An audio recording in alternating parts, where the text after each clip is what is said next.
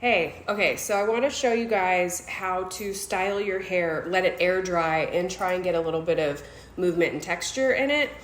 My hair is naturally pretty straight, but just over the years, due to hormones and bleaching it, I've gotten a little bit of texture, but I have to work at it to get it to show. So I'm going to show you guys sort of step by step on how you can do this, and this will work best if you have any kind of natural texture, or also if you have like chemically textured hair like I do. So first thing, I'm gonna go and shampoo my hair twice, just because it's been a few days, so there's a little bit of buildup, and condition, and then I'll come back. Okay, hair's been shampooed, conditioned, and then I just put it in a little microfiber towel to kind of take some of the excess water out. I'm gonna just pull the towel out, keep it handy, because this is gonna be kind of the primary tool I use to style. Now, I'm not gonna comb my hair out.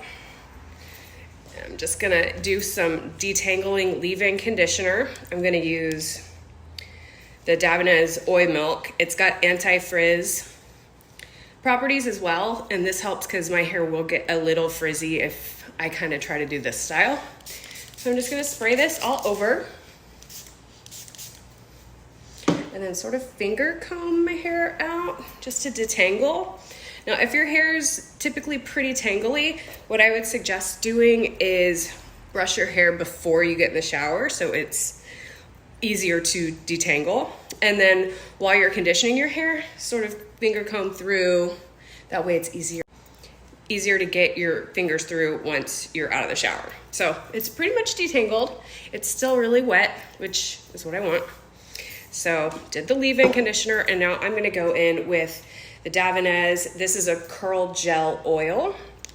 So people get scared when they hear gel, but you know, these aren't like depth gels from the 80s. These are advanced and pretty awesome. This is a lightweight gel that is gonna give me a really flexible hold, but the key word I'm using is hold, because I don't have naturally textured and curly hair that wants to sort of wave up on its own, so I have to use product with hold. To be honest, in Houston, with really any sort of style, you gotta use product. It's just, you're never gonna get anything that looks good without putting product in. So, did a good size amount, maybe like the size of a quarter, a little bit more. I'm gonna emulsify that in my hands and then go all the way through my hair, just sort of raking it through with my fingers, root to end. It smells really soft and pretty, I love it. So my hair's pretty fine. I don't have an awful lot, but if you have thicker, more dense hair, you might need to use more product, and it might take you a little longer to get your product in your hair, but I'm good to go at this point. So now what I'm gonna do is take the microfiber towel that I used earlier. And if you don't have one of these, though, I think it's, you know, they're super cheap and easy to get, and I can help you if you need one. You can use a old t-shirt, just anything sort of soft. And I'm gonna go in and start, you know, scrunching a bit, but not like a aggressive scrunch, more just kind of piling my hair into the towel and then squeezing to sort of pull the moisture out. And then also that movement has sort of helped a little bit of a wave pattern form. See, you can see this side versus this side. So already got a nice pattern forming. And I'm just gonna continue doing that. I'm just gonna work on this side so you can see the difference after I get this side sort of scrunched out as much as possible.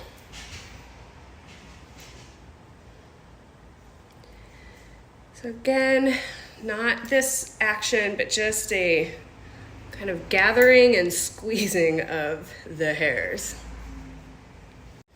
Okay, so this side I think is pretty good, and I'm gonna let that go. Now I'm just gonna leave it. You can see how much wavier this side looks compared to this side. So from this point, I would go ahead and obviously do the rest. And if you want to really work on getting volume, flip your hair upside down and do that motion. And I'm gonna go ahead and do that, but it's hard to film, so you're not gonna be able to see.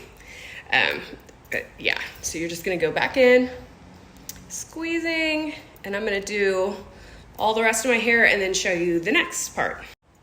Okay, so at this point, typically I would just let my hair continue to air dry.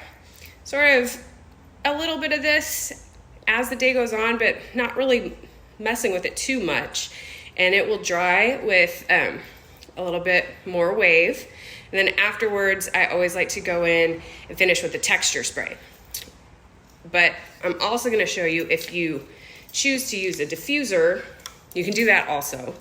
I don't usually do that, but if you've got the time and you wanna do it, go for it. So, same motion with the diffuser. I'm not gonna turn it on because it's gonna be too loud.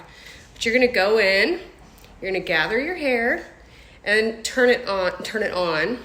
You don't wanna have it blowing while you're trying to do that because it's gonna cause it to just become a frizzy mess. So turn your dryer off, gather your hair and hold it up, turn it back on and let it heat up.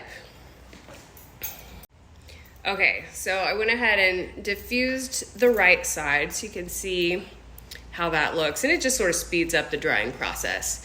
This will do that on its own as well. Tips, if you choose to use a diffuser, keep both the temperature more at a medium and the speed at low. You don't want the air blowing crazy fast because it's just gonna make it frizzy. It's kind of just a slow, and also I did not dry it 100%. It's a little bit damp still, which you want. And then I'm gonna go in, either if I've diffused it or if I've completely let it air dried, and I'm gonna use a texture spray. So I'm using the R&Co Dream House. And just misting that in a few times. And then I'm gonna go back in, sort of scrunch it in. And yeah, this is gonna dry and look nice and beachy. Let me know if you have any questions.